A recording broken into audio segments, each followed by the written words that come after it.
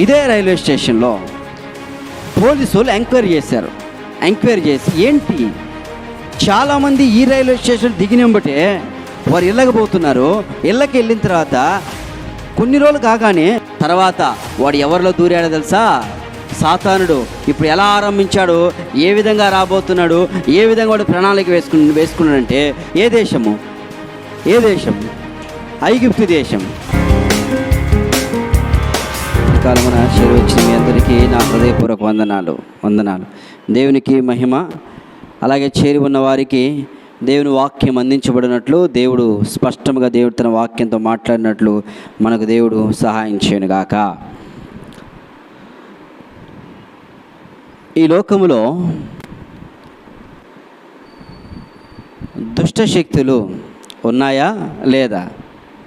ఉన్నాయి. ఎలా ఉన్నాయని చెప్పగలం?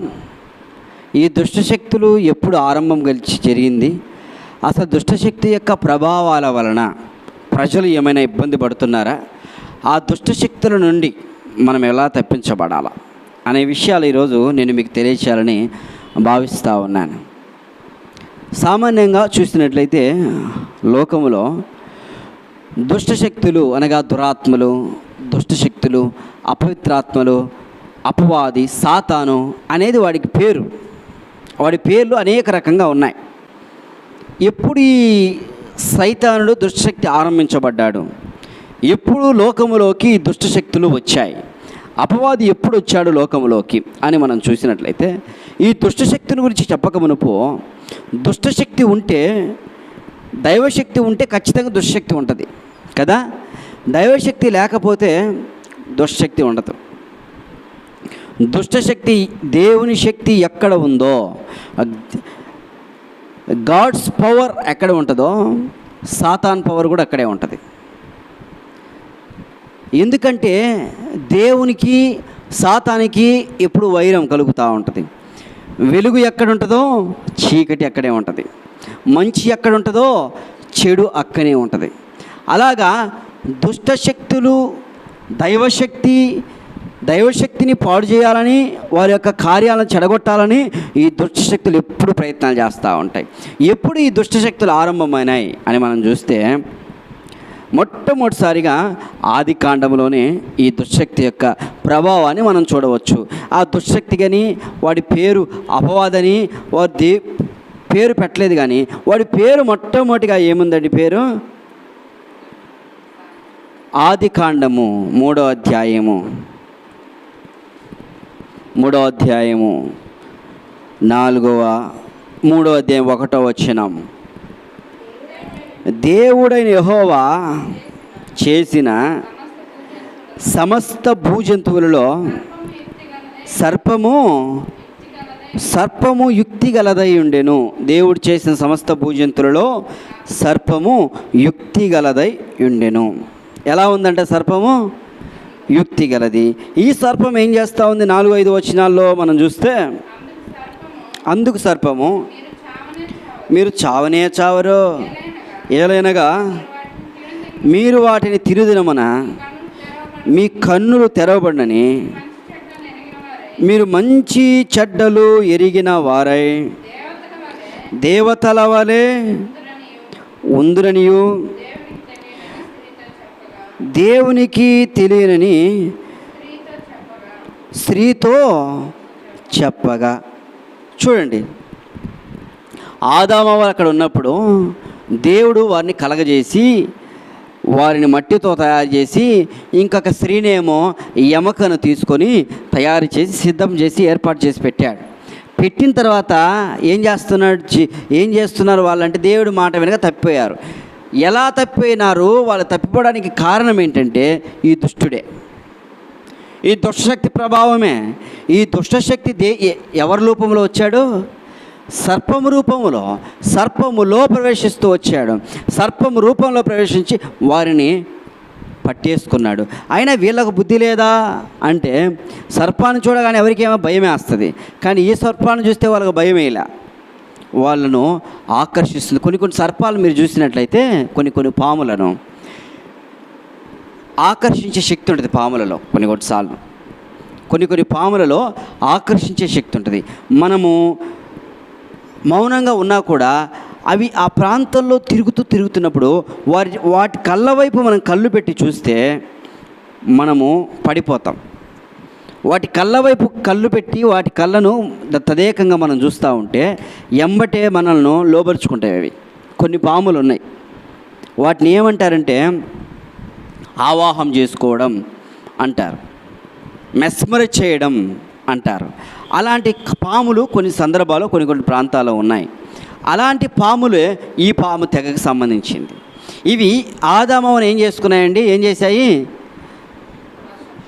వశం చేసుకొని పాపం చేస్తూ వచ్చాయి. ఇది దుష్ట శక్తి యొక్క ప్రభావాలు, దుష్ట ఆత్మ యొక్క ప్రభావం. అపవాది ఎలా పుట్టాడు అని మీకు నేను చెప్పడానికి చెబుతూ ఉన్నాను. ఇది కలగక మునిపే, ఈ సర్పములో వాడు ప్రవేశింపక మునిపే వాడి యొక్క పుట్టుక ఎక్కడ, దుష్టుని యొక్క పుట్టుక ఎక్కడ అని చూడండి. యెషయా గ్రంథం 14వ అధ్యాయంలోకి మనం వెళ్ళి చూస్తే అక్కడ వీడి యొక్క పుట్టుక గురించి అక్కడ రాయడం జరుగుతూ వచ్చింది. యెషయా గ్రంథం 14వ అధ్యాయములో 12వ వచనం, తేజో నక్షత్రమా వేకువ చుక్క, నువ్వు ఎలా ఆకాశం నుండి పడితివి? జనములను పడగొట్టిన నీవు నేల మట్టుకు వరకు ఎట్లు నరకబడితివి? ఆకాశమునికి ఎక్కిపోయేదను, దేవుని నక్షత్రముకు పైగా నా సింహాసమును హెచ్చించుదును, ఉత్తర దిక్కునున్న సభాపర్వతం మీద చూడండి, గమనించండి జాగ్రత్తగా. వాడు సాతానుడు దేవుడు ఈ దేవదూతలను, కెరూబులను, సెరూపులను అందరి సిద్ధం చేసుకొని పెట్టుకున్న తర్వాత వాడికి ఒక ఆలోచన వచ్చింది. అతని పేరేం పేరంట? తేజో నక్షత్రమా. ఇంగ్లీష్లో ఏముంటుందంటే దాని పేరు లూసిఫర్ అని ఉంటుంది. ఇంగ్లీష్లో లూసిఫర్ అనే పేరు రాయబడతాడు. తేజో నక్షత్రమా అనే దాన్ని ఇంగ్లీష్లో లూసిఫర్ అంటారు. దేవుడు తయారు ఎలా ఆకాశం నుంచి నువ్వు పడ్డావు అంటాడు. అందుకే యేసుప్రభువు కూడా అంటాడు కొన్నిసార్లు, సాతాను మెరుపు వలె పడుట నేను చూస్తున్నాను అంటాడు. సాతాను మెరుపు వలె పడుట నేను చూస్తూ ఉన్నాను అని చెబుతూ వచ్చాడు. ఈ సైతానైన లూసిఫర్ దేవుని మాట వినక వాడు తనకు తానే నేను దేవుని యొక్క స్థానంలోకి వెళ్ళి హెచ్చింపు చేసుకుంటాను, ఆయనతో నేను సమానం చేసుకుంటాను, ఆయనతో పాటు నేను ఉంటాను అనుకుంటూ రావడం వలన దేవుడికి తెలిసి సాతానుడు అక్కడి నుంచి తోసేశాడు. తోసివేయబడిన తర్వాత ఎవరిగా మారిపోయాడు? వాడు సర్పముగా మారాడు. ఆ సర్పముగా మారిన వాడు ఊరుకుంటాడా? ఇంకా ఊరుకోడు. చెడిపోయినోడు ఇంకా చెడగొట్టాలని ఎంతోమంది ట్రై చేస్తూ ఉంటాడు. ఒకరోజంట రైల్వే స్టేషన్లో కొంతమంది హడావుడిగా ప్రయాణం చేసుకుంటూ వెళ్తూ ఉన్నారు. ప్రయాణం చేసుకుంటూ వెళ్తూ ఉంటే అక్కడ ఏం జరిగిందంటే వెళ్తున్నారు చాలామంది. సడన్గా ఏదో గుచ్చుకున్నట్టు అనిపిస్తూ ఉంది వాళ్ళకి. గుచ్చుకున్నట్లు అనిపిస్తూ ఉంటే ఏంటబ్బా గుచ్చుకుంటే, ఏదో చీమ గుట్టిందేమోలే, దోమ గుట్టిందేమోలే, లేకపోతే ఏదైనా గీరుకుందేమోలే అనుకుంటూ వాళ్ళు ప్రయాణం చేస్తున్నారు. అయితే ఇంటికి వెళ్ళిపోయిన కొన్ని రోజుల తర్వాత వారికి జ్వరం వస్తూ ఉంది, దగ్గు వస్తూ ఉంది. ఆ తర్వాత ఒళ్ళంతా చాలా వేడిగా అయిపోతూ ఉంది, శరీరం అంతా చిన్న కురుపులు వస్తూ ఉన్నాయి. ఏంటి అని ఆలోచించారు. హాస్పిటల్కి వెళ్ళిన తర్వాత హాస్పిటల్లో డాక్టర్స్ టెస్ట్ చేస్తే వాళ్ళు చెప్పారు, you are a HIV patient అన్నారు. ఏంటి సార్, నేనేం పాపం చేయలేదు, నేను ఎక్కడ దోషం చేయలేదే, నేను ఎవరితోనే కూడా తిరగలేదే, అన్యాయం అక్రమమైన జీవితం నేను చేయలేదయ్యా, నాకెలా వస్తుంది అని పురుషులు స్త్రీలు 100 మంది మొరపెడుతున్నారంట. 100 మంది మాట్లాడుకుంటున్నారు, మేము ఎక్కడ చేయలేదు. వాళ్ళ భర్తలు కోపడుతున్నారు, వారి తల్లిదండ్రులకు, వాళ్ళ బంధువులు అది అసహ్యం వేస్తుంది. వీళ్ళని చూస్తే వీళ్ళకి ఎయిడ్స్ వచ్చిందా, HIV వచ్చిందా అని మాట్లాడుకుంటూ ఉన్నారు. చాలా బాధపడుతున్నారు. అయితే ఇదే రైల్వే స్టేషన్లో పోలీసు వాళ్ళు ఎంక్వైరీ చేశారు. ఎంక్వైరీ చేసి ఏంటి చాలామంది ఈ రైల్వే స్టేషన్ దిగినంబటే వారు ఇళ్ళకి పోతున్నారు, ఇళ్ళకి వెళ్ళిన తర్వాత కొన్ని రోజులు కాగానే ఎయిడ్స్ హెచ్ఐవి అని చెప్తున్నారు. ఎవరు చేస్తున్నారు ఇట్లా, ఏంటి వీళ్ళకి ఏమైనా రైల్వే స్టేషన్లో ఏమైనా అక్రమ సంబంధాలు ఉన్నాయా అని ఎంక్వైరీ చేస్తే తీగ లాగుతూ ఉన్నారు. ఒక్కడు బయటపడ్డాడు. వీరు ప్రయాణం చేసే సమయంలో సైడ్గా వచ్చి ఒక సూది ఇంజక్షన్ ఇచ్చి వెళ్ళిపోతుండంట. ఒక సూది అట్లా వేసేసి వెళ్ళిపోతా ఉన్నాడంట. సూది వేసేసి వెళ్ళిపోతున్నాడు. ఎంబటి అతను పట్టుకొని ఏంట్రా నువ్వు వేసేది అంటే, ఏం లేదు సార్ నేను ఆట ఆడుకుంటున్నాను మనుషులతో నువ్వు ఆట ఆడుకుంటున్నావు ఏందిరా అని చెక్ చేస్తే ఎయిడ్స్ ఇంజక్షన్ వేస్తున్నాడు. తనకు ఎయిడ్స్ ఉంది ఆల్రెడీ. తను ఎలానో పాపం చేస్తూ ఎట్లనో తనకు వచ్చిన తర్వాత నాకు వచ్చింది, నేను చెడిపోయాను, నా దేహం అంతా పాడైపోతుంది, అందరినీ నేను చెడగొట్టాలని తన రక్తాన్ని తీసుకొని తను అందరికి ఎక్కిస్తూ ఉన్నాడంట. తన రక్తాన్ని తీసుకొని అందరికి ఎక్కిస్తూ ఉంటే వేల మందికి అలా వచ్చింది. మంచి ఉన్న చోట చెడుగుంట. సైతాను అనుకున్నాడు, లూసిఫర్ ఏమనుకున్నాడు తెలుసా, దేవుడు సమస్తమును సృష్టించాడు, ఆకాశాన్ని భూమిని సమస్తాన్ని కలగజేసిన తర్వాత ఆయన పిల్లలు వీళ్ళందరూ ఆయన మాట వింటారు, ఆయన రాజ్యం అయిపోద్ది. నేను అనుకున్నాను కదా నా రాజ్యం కావాలి కదా అని ఆలోచించి వాడికి ఒక రాజ్యం కొరకు వీళ్ళని ఏం చేశాడు, ఎయిడ్స్ ఎక్కించినట్లుగా దేవుని ఆజ్ఞాతిక్రమమే పాపం ఎక్కించాడు. వాడు ఇంజక్షన్ వేశాడు.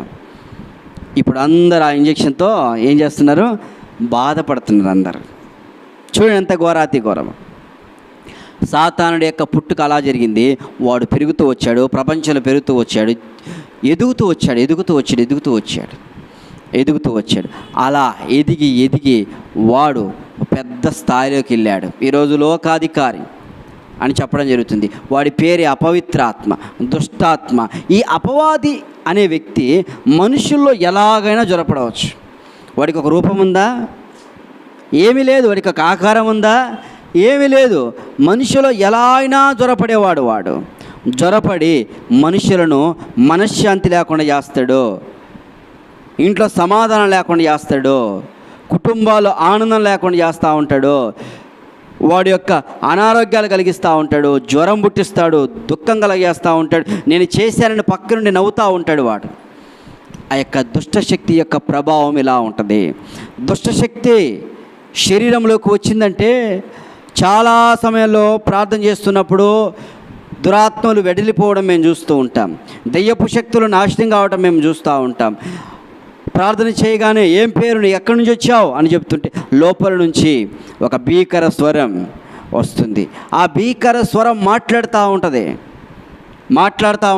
ఆ వ్యక్తిలో ఉండి నేను ఫలానా చెప్తే ఎందుకు వచ్చాను అంటే, అప్పుడు చచ్చిపోయినప్పుడు ఏమో బావి దగ్గరికి వచ్చాను, ఏమో వెళ్తూ ఉంటే నేను చూస్తే అందంగా ఉంది కాబట్టి వచ్చాను అని దుష్టశక్తులు మనిషిలోకి వచ్చి తన యొక్క చచ్చిపోయిన వారి యొక్క రూపాన్ని ధరించుకొని వారి పేరుని పెట్టుకొని వచ్చేస్తాయి.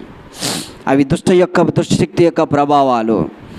దుష్టశక్తులు మనుషులు నాశనం చేయడం తప్ప మనుషులు బాగు చేయడం లేదు. అదే దైవశక్తి అయితే దేవుని యొక్క కృప ద్వారా నింపబడుతుంటాయి. దుష్టశక్తి చేసే కార్యాలు ఎలా ఉంటుంది, కొంచెమే వాడి శక్తి ఎంత, కొంచెమే వాడి శక్తి. దేవుని శక్తి ఎంత ఉంటుంది, బహా విలువైన. చూడండి, దైవశక్తి దుష్టశక్తికి మీకు రెండు వ్యత్యాసాలు నేను చూపిస్తాను ఈరోజు.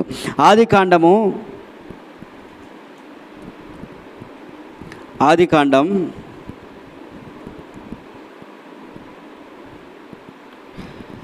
నిర్గమాకాండము 8వ అధ్యాయము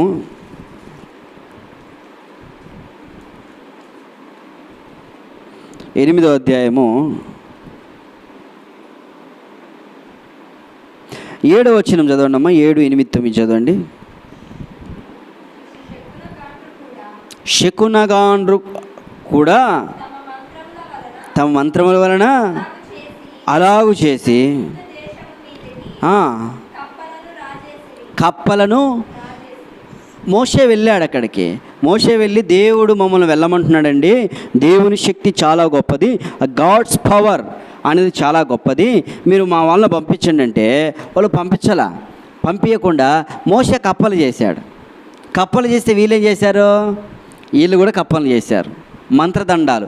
మీరు చిన్నప్పుడు చూసారో లేదో నాకు తెలియదు, కానీ మా ప్రాంతంలో అయితే మార్కాపురంలో కూడా ఏం చేస్తారంటే చిన్నతనంలో గ్రామాల్లోకి మంత్రగాళ్ళు వస్తారు. మంత్రగాళ్ళు వచ్చేసి కాటి కాపర్లు వాళ్ళు వచ్చేసి ఏం చేస్తారంటే జోబులో చేయి పెట్టుకొని జోబులో ఇలా ఏముండదు జోబులో ఇలా చూపిస్తారు, జోబులో చేయి పెట్టుకొని కప్పలు తీసేస్తారు, బయటికి కప్పలు వస్తాయి. వాటిని చూడగానే భయపడి వెళ్ళిపోతాం. ఎలా వచ్చాయంటే దుష్ట శక్తులు కూడా శక్తులు ఉన్నాయి, వాటికి కూడా శక్తులు ఉన్నాయి, లేదని చెప్పలే ఆ బైబిల్. వాటికి కూడా శక్తి ఉండబట్టి ఈరోజు అంతా లోకం ఏలాడుతూ ఉంది. వాటిని జయించాలంటే ఏం చేయాలో కూడా ఈరోజు నేను మీతో పంచుకుంటాను. మొట్టమొదటిగా దుష్టశక్తి యొక్క పుట్టుక మీకు చెప్పడం జరిగింది. రెండవదిగా దుష్టశక్తి యొక్క బలం పరిపాలన మీకు చెప్పడం జరుగుతుంది. ఇప్పుడు దుష్టశక్తి యొక్క బలం ఏంటి, దుష్టశక్తి యొక్క ఆరంభము ఎలా తన యొక్క ఆరంభం జరిగిస్తూ ఉన్నాడు అనేది విషయాలు చెప్తున్నాను. నిర్గమాకాండ 8వ అధ్యాయము 18వ వచనం చదవండి ఒకసారి.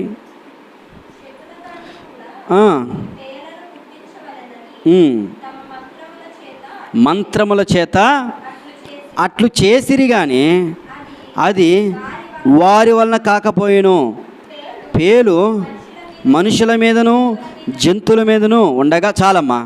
ఇక్కడ మోషే గారు అహరోను గారు ఇద్దరు ఏం చేశారంటే కర్ర చేత పట్టుకొని పోయి చేయి చాపి ఆ దేశపు ధూళి ఉంది కదా, ఏ దేశం, ఐగుప్తు దేశం యొక్క ధూళి, దేశం యొక్క ధూళిని కొట్టినప్పుడు పేలు వచ్చేసాయి. ఏమొచ్చాయండి, పేలు మనుషుల మీదకి వస్తూ వచ్చాయి. పేలు మనుషుల మీదకి రాగానే ఐగుప్తు దేశం అంతటా విస్తారమైన పేలు. ఒక పేలు వస్తేనే ఏమైపోద్ది, ఒక పేను రాగానే గీరులు ఫుల్లుగా, అదే 10 పడితే ఇంకా మామూలుగా ఉండదు. కొంతమంది ఉంటారు చాలా పేలు పడతాయి.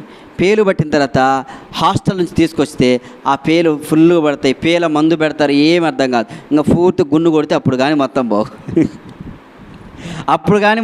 పేలన్నీ పోవు. ఈ పేలును మోషే అహరోను ఏం చేశారంటే ఆ ధూళిని కర్ర చేతబట్టి అట్లా అన్నారు, పేలు వచ్చేసాయి మొత్తం. జంతువుల మీద మనుషుల మీద మొత్తం పేలు. ఇప్పుడు మనం దూకుంటుంటేనే పేలు ఇట్లా వచ్చేస్తాయిగా, అప్పుడు చీ అని అనుకుంటా ఉంటాం. అలాంటిది ఆ ధూళి అంతా పేలుగా మారిపోయింది. Praise the lord.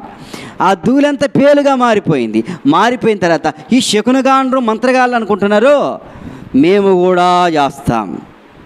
ఏమనుకున్నారమ్మా, మేము కూడా చేస్తాం అనుకున్నారు. కానీ ఇక్కడ చూడండి, ఒక అద్భుతమైన దేవుని కార్యం జరిగిస్తూ వచ్చాడు. 8వ అధ్యాయము 19వ వచనం.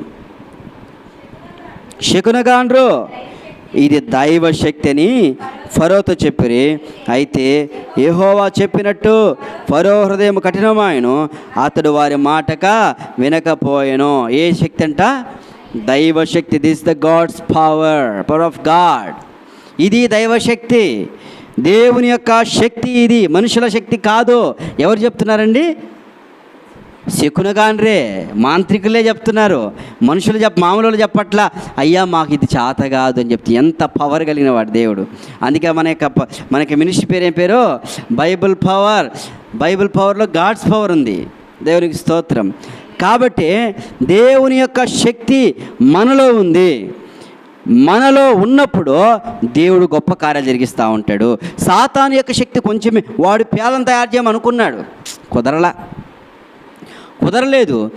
ఫస్టే మోషే అహరోనులు వెళ్ళి ఏమి వాళ్ళు సూచన చేశారు. ఏం చేశారండి సూచన, ఫరో దగ్గరికి వెళ్ళి కర్ర అట్లా ఇసిరేశారు. కర్ర అలా ఇసిరేయగానే ఏమైపోయింది, పాము అయిపోయింది. కప్ప కాదు, పాము అయిపోయింది. పాము అయిపోయిన తర్వాత వాళ్ళు ఏం చేశారు, పాము అయిపోయిన తర్వాత మాంత్రికులు ఏం చేశారు, వాళ్ళు కూడా పాము తయారు చేశారు. మోషే గారికి అరే ఏంట్రా దేవుడు నన్ను పంపించాడు కదా, ఏంటి వీళ్ళు కూడా పాము తయారు చేస్తున్నారే ఏంటి అని అనుకుంటా వచ్చాడు. అయితే చివరికి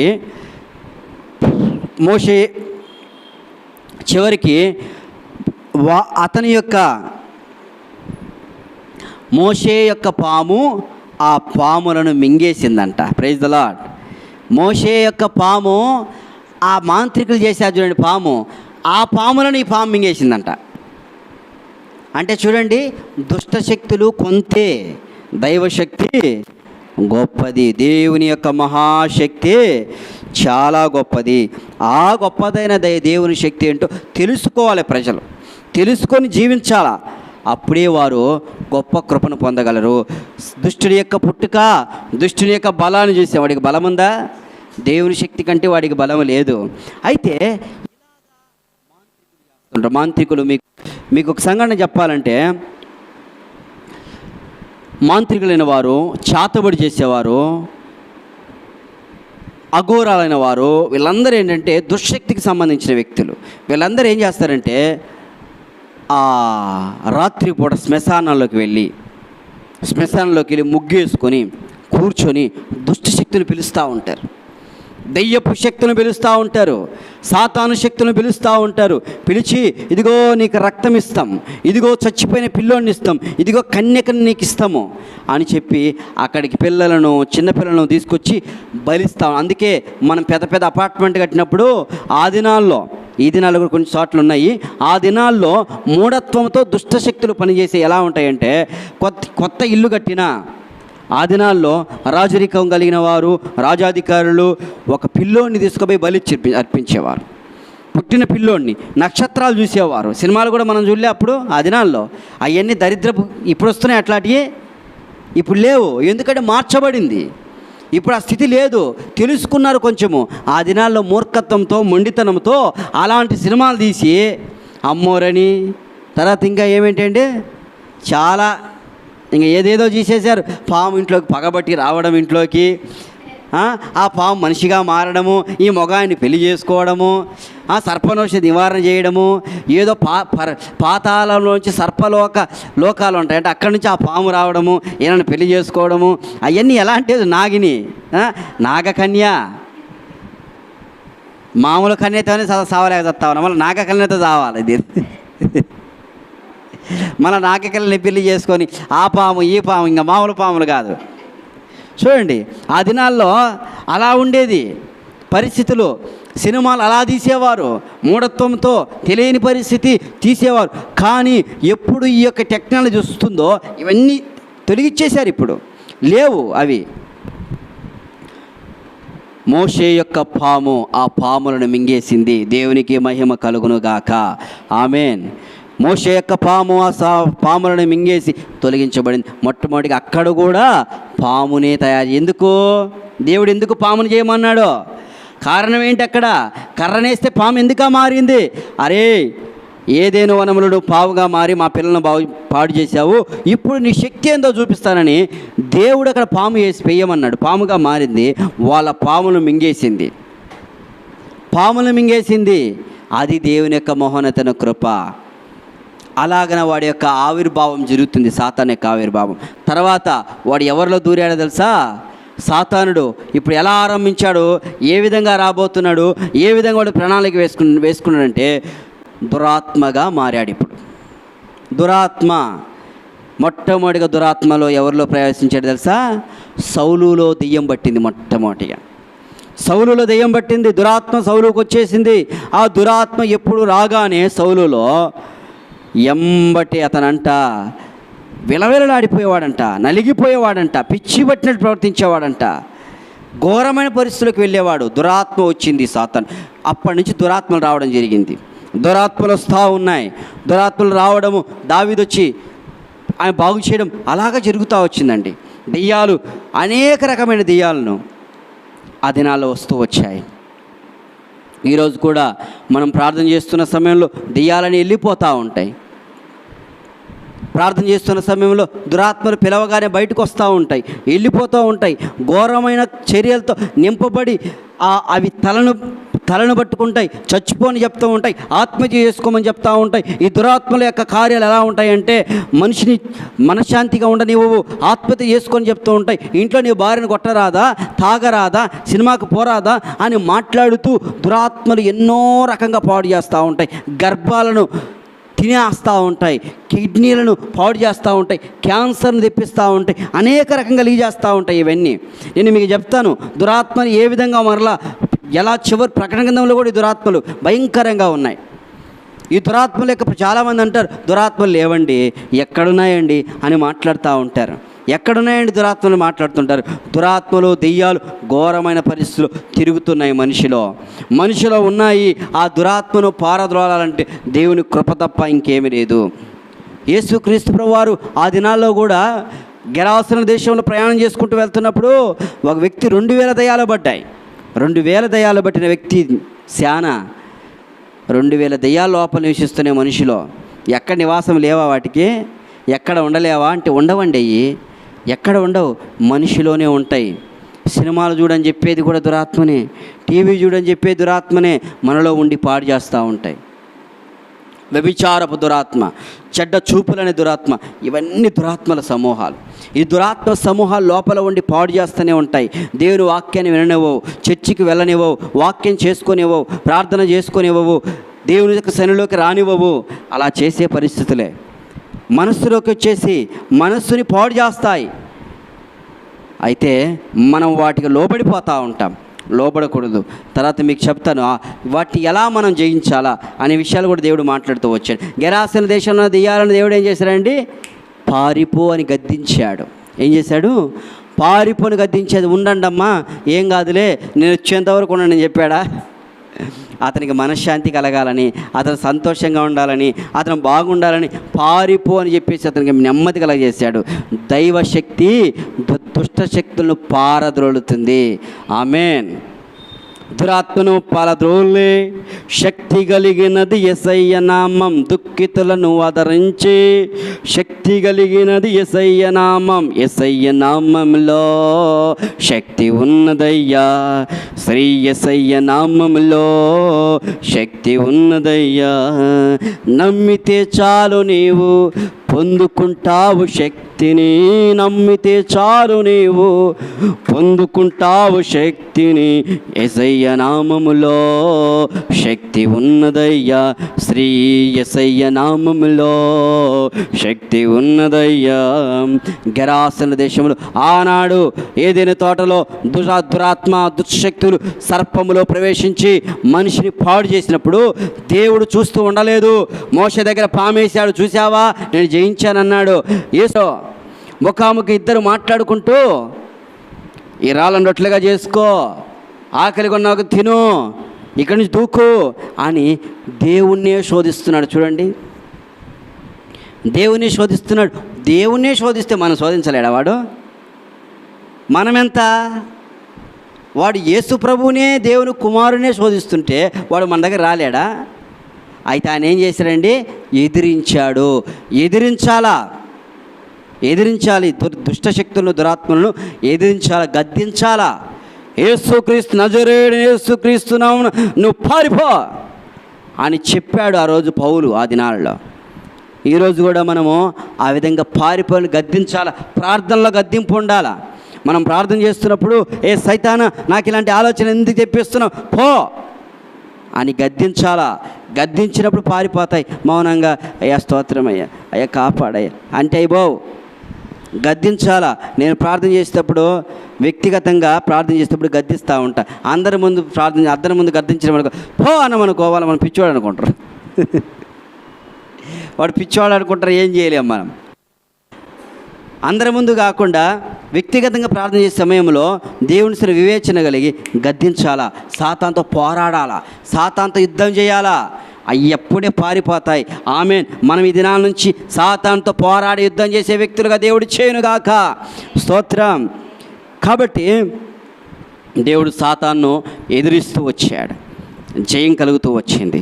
చివరికి మనం చూస్తే ఈ సాతాను యొక్క ప్రణాళిక ఏంటంటే మనుషులను చంపడం, మనుషుల నరకానికి తీసుకెళ్ళిపోవడము, మనుషుల నరకంలో తనతో పాటు ఉంచుకోవడమే వాడి యొక్క ప్రణాళిక. వాడికి ఉద్దేశం. అందుకే మనం ఎక్కడ చూసినా, కొండల మీద ఎక్కడ చూసినా అవి కనపడతా ఉంటాయి కొన్ని కదా. కొండల మీదనే నివాసాలు ఏర్పాటు చేసుకు. ఎందుకు? ఒకప్పుడు వాడు అనుకున్నాడు నేను యేసుప్రభుతో సమానంగా ఉంటా అనుకున్నాడు కదా. ఇప్పుడు సమానంగా లేను కదా, ఇదన్నా చేద్దాం, మనం కొండల మీద నేను కట్టుకుని బ్రతుకుతాను అని చెప్పి కొండల మీద నివాసాలు ఏర్పాటు చేసుకుంటూ ఉన్నాడు వాడు. కొండల మీదనే ఆవాసాలు చేస్తామన్నాడు వాడు. కానీ ప్రపంచమంతా ఆయనదే, ఆయన ఆవాసం చేస్తూ ఉన్నాడు. కాబట్టి దేవాతి దేవుడు దైవశక్తి కలిగిన వ్యక్తి అయితే సాతాను దుష్టశక్తి. ఆ దుష్టశక్తులు ఆవిర్భము, పూర్వత్రాలు అది ఏం చేస్తుంది, ఎలాగ తన యొక్క ప్రణాళిక జరిగిస్తుంది అంటే, ఇప్పుడు పౌలు గారి పౌలు దినాల వరకు మనుషులను చంపడము జరుగుతూ వచ్చింది. ఆ తర్వాత ఈ దినాల్లో ఏం చేస్తుంది తెలుసా? గర్జించు సింహము వలె ఎవరిని మింగుదునా అని తిరుగుతూ ఉంది. గర్జించే సింహము ఎవరిని మింగుదునా అని తిరుగుతూ ఉంది. ఆ గర్జించే సింహము మనుషులను మింగాలని చూస్తూ ఉంది. Get ready to receive God's power. దేవుని యొక్క శక్తి నువ్వు పొందుకోవాలంటే సాతాను శక్తిని నువ్వు పారద్రోడకపోతే వాడు అట్లనే ఉంటాడు. అందుకే దేవుడు అంటే గర్జించి సింహం వలె వాడు వస్తున్నాడు, జాగ్రత్తగా ఉండండి, మీరు అపవాదిని ఎదిరించండి అని చెబుతూ వచ్చు. చూడండి, అపవాదిని ఎదిరించే మాట మనం చూద్దాము.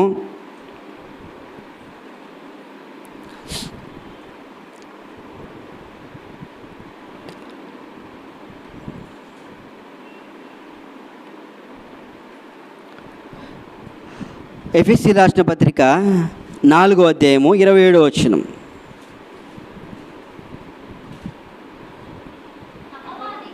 అపవాదికి చోటియకుడు. ఏం చేయకూడదమ్మా? అపవాదికి చోటివ్వకూడదు. We should not give place. మనం అపవాదికి చోటు ఇవ్వకూడదు.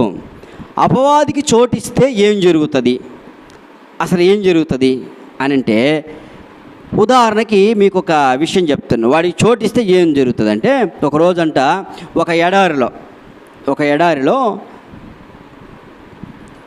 ఒంటెల మీద కొంతమంది బాటసార్లు వెళ్తూ ఉన్నారండి. ఒంటెల మీద వెళ్తూ ఉండగా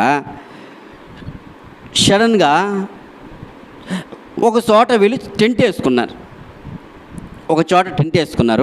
టెంట్ వేసుకున్న తర్వాత ఆ టెంటులో వీళ్ళు ఉన్నారు. ఎవరు?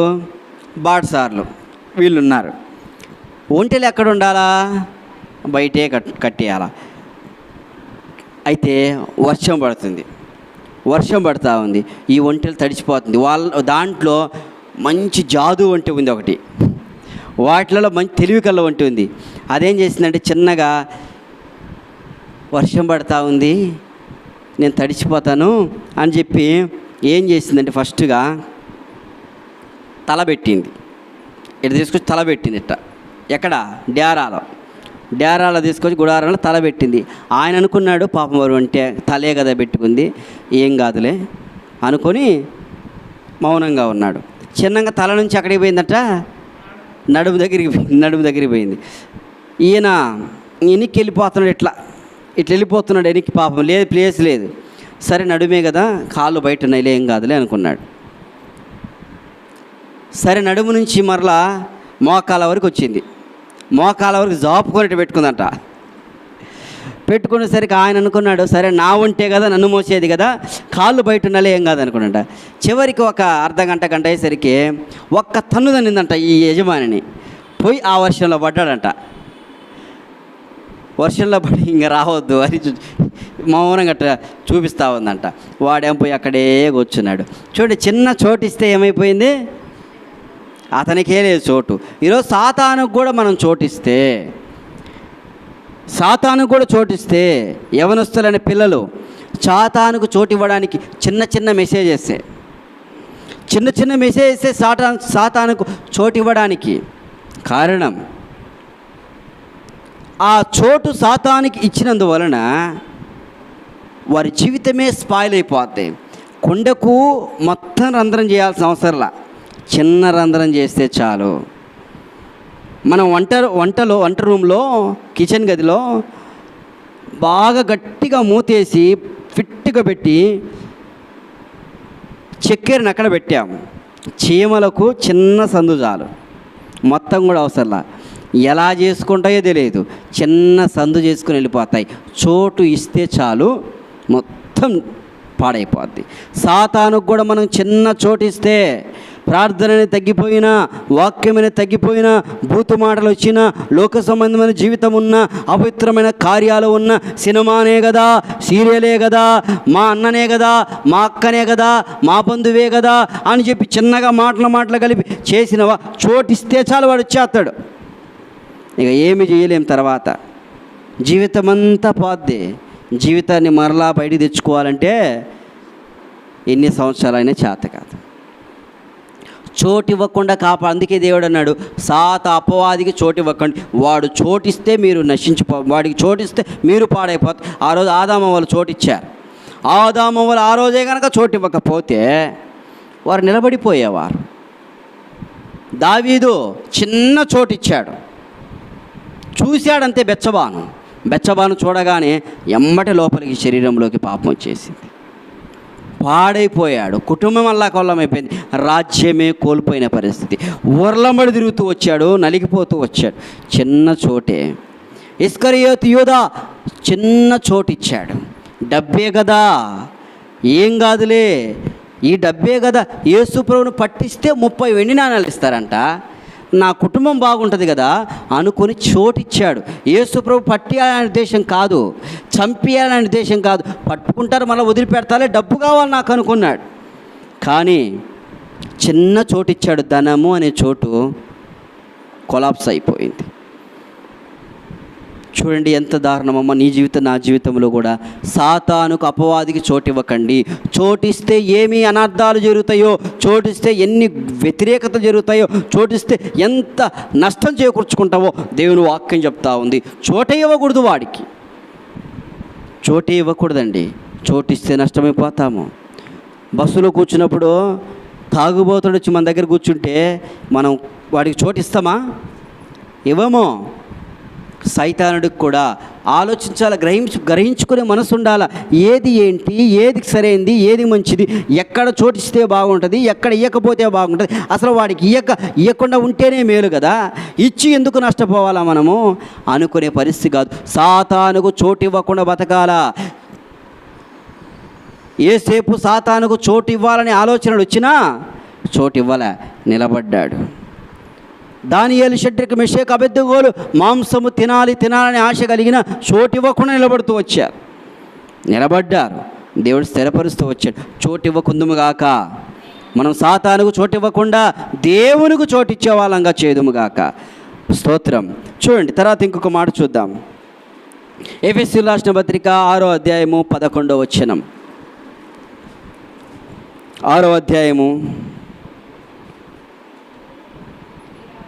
మీరు అపవాది తంత్రములను ఎదిరించుటకు శక్తివంతులగినట్లు దేవుడిచ్చు సర్వాంగ కవచం ధరించుకొని, ఏలైనగా మనం పోరాడున్నది శరీరులతో కాదు, ప్రధానులతో కాదు, అధికారులతోనూ, ప్రస్తుత అంధకార సంబంధమైన లోకనాథులతోనూ, ఆకాశ మండలమున్న దురాత్మ సమూహాలతో పోరాడుతున్నాం.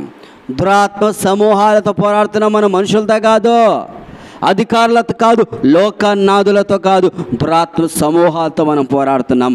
మన పోరాటము, ఈ క్రైస్తవ జీవితం అనేది ఎప్పుడు పోరాటమే. క్రైస్తవ ఇంతకు మునుపు అన్యులుగా ఉన్నప్పుడు పోరాటాలు ఉండవు. వాళ్ళతో పాటు తింటూ ఉంటాం, వారితో పాటు తాగుతూ ఉంటాం, వాళ్ళతో పాటు జీవిస్తూ ఉంటాం, ఎన్నో రకాలుగా పోతూ ఉంటాం. నిన్న దినాన మనం చూస్తూ వచ్చినాం. పండగని చేసుకొని నోర్లు, తలలు ఇన్ని రకాలుగా పెట్టుకొని, భయంకరంగా ఈ పళ్ళు కూరలు పెట్టుకొని, ఎంత దారుణంగా నల్లటి మసిలాగా ఆకారం చేసుకొని, డాగల్ లాంటి బొమ్మలు చేసుకొని, దెయ్యాల్లాగా బొమ్మలు చేసుకొని ఎగురుతూ తిరుగుతూ ఉన్నారు. చిన్నపిల్లలు చూస్తే ఎంత భయపడతారో చూడండి. మనం ఎదిరించేది వాటిని కాదు కానీ దురాత్మ సమూహాన్ని ఎదిరిస్తూ ఉన్నాం.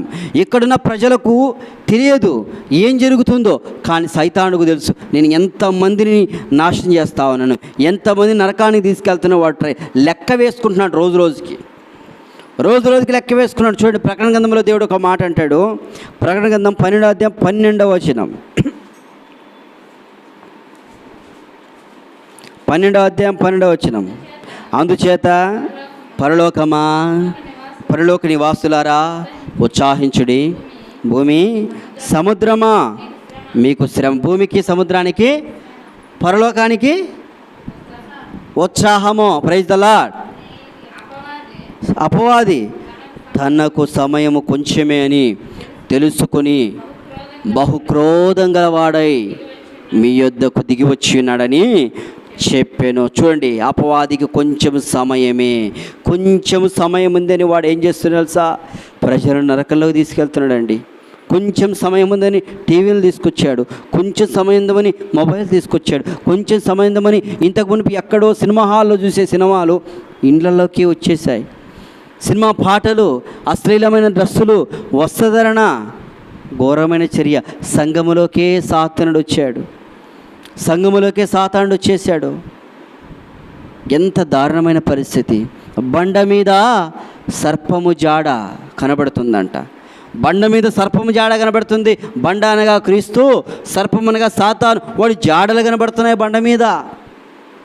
వాడి జాడలు కనపడి ప్రజలన్నీ పాడు చేసి ఈరోజు సంఘాలలో అనేక చోట్ల కొట్లాట్లు, గొడవలు, ఒకరంటే ఒకరు పడదు. ప్రేమ అని చెప్పుకునేవారే ద్వేషముతో రగిలిపోయే పరిస్థితి. సైతానుడు కొంచెం సమయం ఉందని అందరిలోకి వచ్చేస్తూ ఉన్నాడు. దేవుని సేవకుల్లోకి వచ్చేస్తూ ఉన్నాడు. లక్షలు పెట్టి అనవసరంగా పాటలు పాడుతున్నారు వీళ్ళు. ఈ మధ్యకాలంలో కొంతమంది రిలీజ్ చేస్తూ ఉన్నారు పాటలు. కొంతమంది చాలామంది రిలీజ్ చేసి పాటలు పెడతారు. ఒక పాట ఒక 2-3 పాటలు అందరు సేవకులు కలిసి వచ్చి ఒకే వేదిక మీద పాటలు పాడుతున్నారు. ఏం ప్రయోజనం దానివలన? ఏమైనా యూజ్ ఉందా? ఒక్క యూజ్ అయినా ఉందా అంటే అది అందరు కలిసి ప్రార్థన చేయండి. అందరు కలిసి చర్చిలు కూస్తున్నప్పుడు, క్రైస్తవుల మీద దాడులు చేస్తున్నప్పుడు అందరు కలిసి ఒక తాటికి రాండి, ఎంత బాగుంటుంది. పాటలు పాడి ఒకసారి అందరు కలిసి పాట. తర్వాత దానికి వెనక ఎక్విప్మెంట్ ఎన్ని లక్షలండి ఆ ఎక్విప్మెంట్కి. వీళ్ళ డ్రెస్సుకి కోట్లకు, ఒక కోటు మామూలుగా ఉంటుందా? మ్యాక్సిమం 10,000 ఉంటుంది. ఒక్కొక్క కోటు 10,000. ఇలాగ చూసుకుంటూ పోతుంటే ఎంత డబ్బు నష్టం కలుగుతుంది. అదే ప్రభు సువార్త కొరకు ప్రయోగిస్తూ, ఆత్మల కొరకు ప్రయాసపడుతూ చేయొచ్చు, పాటలు పాడొచ్చు. అందరు కలిసి ఒకే వేదిక మీద పాటలు పాడొచ్చు, మంచిదే, కాదంటలేదు. కాకపోతే అన్ని లక్షల రూపాయల డబ్బులు పెట్టి చేయడం అవసరమా? ఆల్రెడీ పాటలు తెలిసిన పాటను మళ్ళీ రీమిక్స్ సినిమాలు చేస్తారుగా. పాత పాటలు ఏం చేస్తారు? రీమిక్స్ చేసినట్లుగా ఇప్పుడు వీటిని రీమిక్స్ చేసి పాడుతూ ఉన్నారు. సంఘములోకి కూడా ఇలాంటి పరిస్థితి వచ్చాయి. సంఘములోకి వెళ్తే పాటలు అమెరికా ఇతర చోట వెళ్తే ఈ సంఘములో పాటలు పాడేది ఎలా ఉంటుందంటే, ఒక టీం ఒకటి పాటలు పాడుతూ ఉంటారు. యవ్వనస్తులు మంచి వస్త్రాలు, కనపడే వస్త్రాలు, మగవాళ్ళకి ఆకర్షణగా ఉండే వస్త్రాలు. భారతదేశం, ఆంధ్రప్రదేశ్ కూడా ఇట్లాంటివి వచ్చేసాయి. ఆకర్షణ కలిగి ఉండే వస్త్రాలు వేసుకొని పాటలు పాడుతా, తర్వాత వర్షిప్ అని చూస్తూ, వర్షిప్ చేస్తూ, అలాగా కొనసాగుతూ చిన్నగా వెనక నుంచి పొగ వస్తూ ఉంటుంది. వెనక లైట్లు, పెద్ద LED లైట్లు పెట్టేస్తారు. దానికి ఏం చేస్తే పాట పాడుతున్నప్పుడు ఆత్మతో పాడేది కాదు కానీ సంగీతంతో మైమరిపోతున్నారు వాళ్ళు. సంగీతంతో మైమరుస్తూ జిగ్ జిగ్ జిగ్ జిగ్ అంటే చాలు. ఇంకా ఎక్కడ లేని ఆత్మ వస్తుంది వాళ్ళకి. ఎక్కడ లేని ఆత్మ వచ్చి ఎలా ఉంటారో ఎలా చేస్తారో అర్థం కాదు. సంగీతము లేకుండా ఆత్మతో నింపబడి పరవశం చెందినవాడు బాప్తిసమిచ్చి యోహాను. ఆమెన్. ఆ చెరసాలలో ఆత్మ ద్వారా పరవశం చెందాడంట. సంగీతము ద్వారా కాదు పరవశము, ఆత్మ ద్వారా పరవశము. సంగీతం మనం పాట పాడుతున్నప్పుడు యేసన్న గారు పాటలు ఎలా రాశాడు తెలుసా? సంగీతం ద్వారా ఆయన రాలే పాటలో, ఆత్మలో నింపబడి రాశాడు. కలవరపడినే కొండల వైపున కన్నులేతుదునా, కొదువతో నేను కుమిలెదనా. యేసన్న గారు ఆ పాట అట్లాంటి పాట రాశాడు. హెబ్రోన్లో ఉన్న బక్సింగ్ గారి సహవాసం చూసినట్లయితే వారి యొక్క పాటలో సంతోషమే సమాధానమే, సంతోషమే సమాధానమే, సంతోషమే సమాధానమే, చెప్పనా సఖ్యమైన సంతోషం. కాబట్టి మంచి వాక్యానుసారంగా రాసేవారు ఈ దినాల్లో ఉన్నారు, ఆ దినాల్లో కూడా ఉన్నారు. అయితే ఈ యొక్క సాతాను గర్జించు సింహం వస్తున్నాడు కాబట్టి వాడిని జాగ్రత్తగా చూసుకోవాలి. మనము ఎలాంటి పాటలు పాడుతున్నాం, ఏ విధమైన పాటలు పాడుతున్నాము అని ఆలోచించుకోవాలి. మనము సంఘములో కూడా ఇలాంటి పరిస్థితులు వస్తూ ఉన్నాయి. సంఘం అట్రాక్షన్ చూసి వెళ్ళడం కాదు, అట్రాక్షన్ చూసి బాగుంది, ఇక్కడ మంచి మంచి ఎల్ఈడి సిస్టము, లైట్ సిస్టము బాగుంది అనుకుని వెళ్తూ ఉన్నారు. కానీ అక్కడ కనపడేది వాక్యం ఏమీ ఉండదు లేని పరిస్థితి. పాటలే కనబడుతున్నాయి, ఇదే కనబడతా ఉంది. అయితే ఎక్కువగా ప్రార్థనకు వాక్యానికి చోటు ఇవ్వాలి. ఆ దినాల్లో, అపోస్తల దినాల్లో ప్రార్థనకు వాక్యానికి చోటిస్తూ వచ్చారు వాళ్ళు. ఆ ప్రార్థనకు వాక్యానికి చోటు ఇవ్వాలన్న గొప్ప కార్యాలు జరుగుతూ వచ్చాయి, గొప్ప కృపను పొందుకుంటూ వచ్చారు. ఈరోజు అనేక సంఘాలు చూసినట్లయితే పాత దినాల్లో ఉన్న సంఘాలు, బ్రదరన్ కానీ, హోసన్న కానీ, హెబ్రోన్ కానీ, పెంతుకోస్తు కానీ ఇప్పటికీ అదే క్రమంలో వెళ్తూ ఉన్నాయి. అదే క్రమంలో దేవుని కొరకు సాక్షులుగా జీవించే పరిస్థితి కనబడుతూ ఉన్నాయి. కాబట్టి సాతాను గర్జించు సింహం వలె వెళ్తూ ఉన్న వాడు ప్రయాణం చేస్తూ మన దగ్గరికి వస్తున్నాడు. జాగ్రత్తగా చోటు ఇవ్వకుండా కాపాడుకోవాలి అని చెప్తూ ఉన్నాడు. చూడండి, తర్వాత ప్రకటన గ్రంథము 20వ అధ్యాయము 10వ వచనం చదవండి. వారిని మోసపరచిన అపవాది అగ్నిగంధకములు గల గుండములో పడవేయబడెను. అచ్చట ఆ క్రూరముఖమును అబద్ధ ప్రవక్త ఉన్నారు. వారు యుగాయుగములు రాద్రింపవళ్ళు బాధింపబడుదురు. అక్కడ ఎవరు ఉన్నారు చూడండి ఒకసారి. ఎవరున్నారమ్మా? ముగ్గురు ఉంటారు, ముగ్గురు కనబడుతున్నారు అక్కడ. మొట్టమొదటి చదవండి. మొట్టమొదటిగా ఎవరు? మోసపరచిన అపవాది, 2 క్రూరముఖము, అబద్ధ ఘట సర్పం అని లేదు అక్కడ.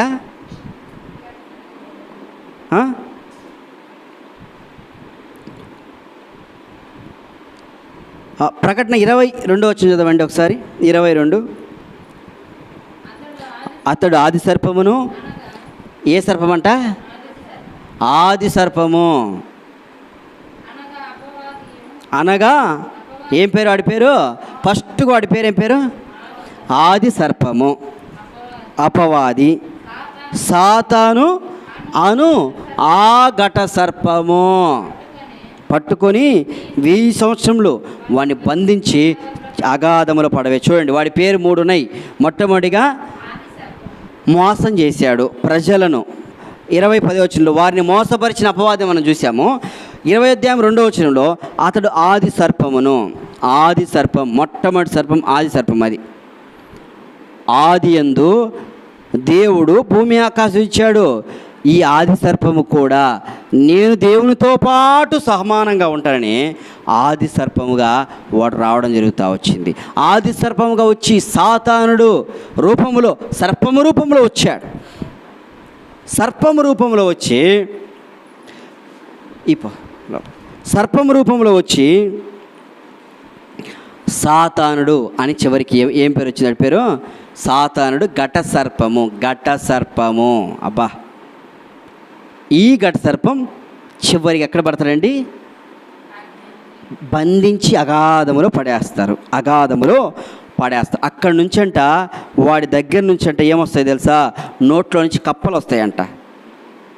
నోట్లో నుంచి, వాడి నోట్లో నుంచి కప్పలు వస్తాయంట. అపవిత్రాత్మ కలిగిన అక్కడి నుంచి కప్పలు, అనేకమైన కప్పలు నోట్లో నుంచి వస్తాయని మనము చూస్తూ ఉన్నాం. చూడండి, ఎంత ఘోరమైన పరిస్థితితో, ఎంత దారుణమైన స్థితిలోకి మనం వెళ్తూ ఉన్నామో. ఇలాంటి వాటిని మనం జాగ్రత్తగా చూసుకొని ఉండాలా. సాతానుడు ఎలా పుట్టుక, వాడి ఆర్భవం, చివరికి ఎక్కడికి వెళ్తున్నాడు? అగాధంలోకి వెళ్ళాలి. అగాధంలోకి వెళ్తున్న వాడి మనుషుల్ని ఏం చేయాలనుకుంటున్నాడు? ఎంతమందిని చేతైతే అంతమంది నరకం తీసుకెళ్ళిపోవాలి. అది వాడి ఆలోచన. ఎంతమందిని చేతైతే అంతమందిని నరకమునకు తీసుకెళ్ళాలా అనేదే వాడి యొక్క ఉద్దేశం. అందుకొరకే ఈరోజు పబ్బులు, ఘోరమైన వ్యభిచార కేంద్రాలు, అసూయ, నరహత్య, మత్సరం, సంఘాల్లోకి రావడం, లోకంలోకి వెళ్ళిపోవడం. వాడు ఎలా ఉంటాడో ఎక్కడ ఉండో తెలియదు, కానీ అన్ని చోట్ల వాడే ఉన్నాడు. ఇప్పుడు కూడా ఈ ప్రాంతంలోనే వాడు ఉంటాడు. ఎందుకు? మన వాక్యం ఏమంటున్నాడు తెలుసా? అబ్బో చెప్పినవుడు అవయ్యా వాక్యాన్ని అంటాడు వాడు. ఏం చెప్పావు నువ్వు వాక్యం అంటాడు. బయటికి రా చూసుకుందాం అని చెప్పేసి బయటికి తీసుకొచ్చిన తర్వాత అక్కడ అదిగో ఆ సినిమా చూసావా ఎట్లుంటుందో, ఆ పోస్టర్ చూసావా ఎట్లుంటుందో, పింకే చూసావా అంటాడు. అనగానే ఇంకా అరే పడిపోదామని పడిపోయే పరిస్థితి కనబడుతుంది. ఎమ్మటే పడిపోయే పరిస్థితి కనబడుతుంది. ఏ జోనా కురుకురే ప్యాకెట్ చూసావా అంటాడు. పడిపోయే పరిస్థితి కనిపిస్తుంది. చూడండి ఎంత దారుణమైన పరిస్థితితో. దేవుని సేవకులను చూసినప్పుడు డబ్బిచ్చే వ్యక్తులనే సేవకులు ప్రేమించే రకంగా కనబడతా ఉంది.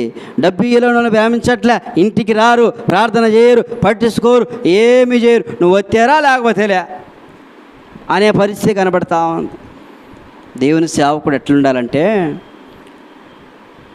సామాన్యంగా వారిని దర్శిస్తూ ఉండాలి, వారితో ముచ్చటిస్తూ ఉండాలి. అది ఎంత పెద్ద సంఘమైనా వారితో మాట్లాడుతూ ముచ్చటిస్తూ ఉంటే వారి యోగక్షేమాలు మనం తెలుసుకునే కృపను ఉంటుంది. ఈ దినాల్లో సంఘములోనికి లోకములో వచ్చినట్లుగా సాతానుడు వచ్చేస్తూ ఉన్నాడు.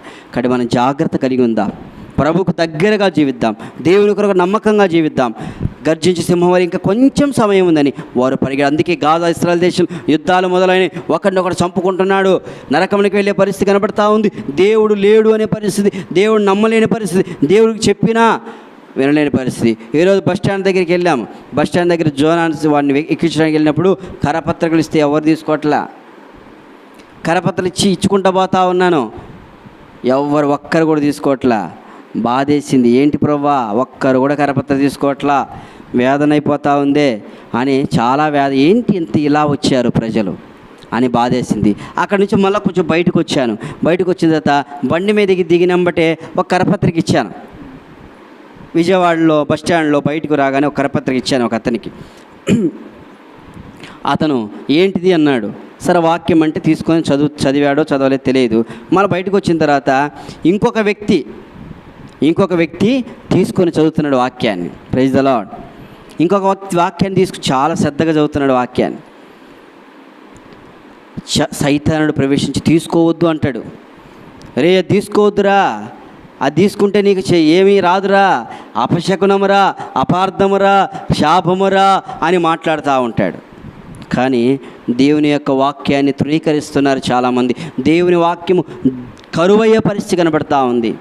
సైతానుడు త్వరగా సమయం తక్కువ, నేను నరకానికి పోవాలా, ఇంక వాడికి పరలోకం ఉందా? ఉదాహరణకి ఆలోచన రావచ్చు మనకి కొన్ని సందర్భాల్లో. కొన్ని సందర్భాలు ఆలోచన రావాలా. ఏం రావాలంటే అరే మనం దేవుడికి ప్రార్థన చేయడము ఇదంతా ఎందుకు? ఆ సాతానుడు యేసయ్య దగ్గరికి పోయి క్షమించు ప్రభు అంటే బాగుండుగా.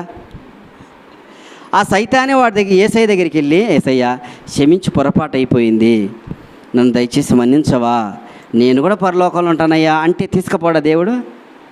తీసుకెళ్తాడా? తీసుకుపోడా? ఎవరినైనా క్షమించేవాడు కదా ఆయన, తీసుకెళ్తాడు. కానీ వాడంట అడగడంట, సైతానుడు అడగడంట. నేనేంది ఆయన అడిగేది ఏంది? నరకంలో కాలిపోవాలని అనుకుంటున్నాడు. ఇన్ని కోట్ల మంది ప్రజలను నరకంలోకి తీసుకెళ్ళాలనుకుంటున్నాడు. ఆ నరకం నుంచి తప్పించడం కొరకే కదండి యేసయ్య చేతుల సీరలు, కాళ్ళలో సీరలు, తలలో కిరీటం రక్తం కార్చింది. అవసరమా ఆయనకు? అవసరం ఉంది ఆయనకు? ఏదో ఒక్కసారి తామ్ అని అంటే వెళ్ళిపోద్దిగా కాదు. ఆ రోజు మనిషిని దేవుడే తయారు చేశాడు.